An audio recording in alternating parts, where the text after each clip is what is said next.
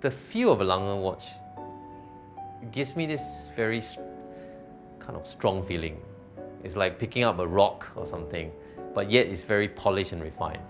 Somehow everything adds up to have this Lange-ness to it. I can't really put a finger to it. I can be very specific about it, but yet I feel it should not be like the eyes or the eyebrow or the lips. So the entire watch gives this very confident manliness to it. It just speaks to me in every one of the watches that like I'm very serious at what I do.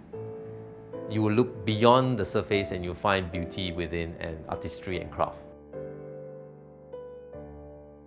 The first time I got my hands on a Lange one, when I was cleaning it, that's something I noticed. It's like the lugs have this cut. So I couldn't understand. I thought like, why did they make the specific cut? But after comparison with a lot of the Swiss watches, I realized that becomes something that is different. So such a elegantly designed watch, that couldn't be included by mistake.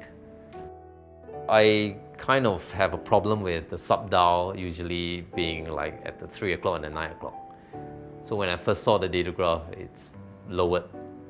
And naturally, in design science, I feel that horizon being 1/3 of what we view is quite important.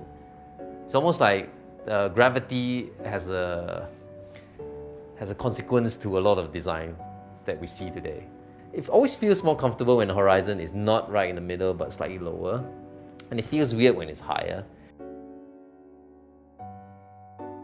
There are very few watch brands that paid a lot of attention to typography and fonts and design and so on and so forth. And Lange & Söhne is one of the rare few. Like you just look at the smallest type within the watch front or the watch back. You will notice that there are a lot of thought put into it in terms of proportion and whether you choose a serif type and sans serif type.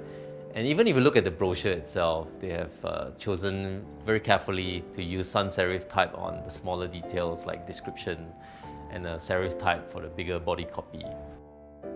It speaks of a certain class, and also it speaks of a certain era. Like the serif type always gives the impression that it is old school, classic. So a lot of brands, when immediately when they want to add vigor and youth to it, they will just change it to a sans serif.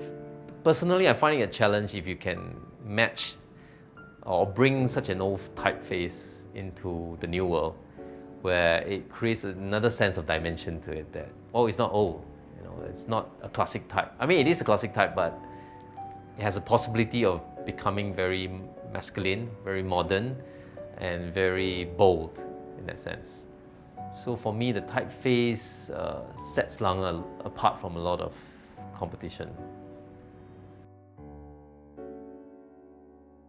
Because if you talk about design, you need to design not just on the wrist or on the showcase, but you need to think about how it can be designed to integrate with people's lifestyle. But increasingly, I feel that more and more people are dressing down. An example of how the sneakers have crept into the dressy occasions where it's okay to dress up with sneakers. So I think it's important to evolve, not just in terms of design. You need to understand, you need to design according to lifestyle, you need to design according to technology as well. I understand that the watchmaking industry is sort of like using yesterday's discipline and craft and beauty and bringing it forward to the future. But at the same time, I think there could be a good balance between this. There could be possibility of incorporating nanotechnology, like waterproof certain straps, or despite the fact that it's meant to be a gentleman's watch. But again, back to the point I mentioned about changing lifestyle.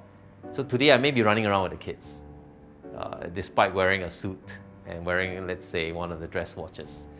But I may need to roll up my sleeve and do something, where I can look at the Zeitwerk and look at the datograph and even the Lange one. Although it's kind of different, but there's something about it that makes it very masculine.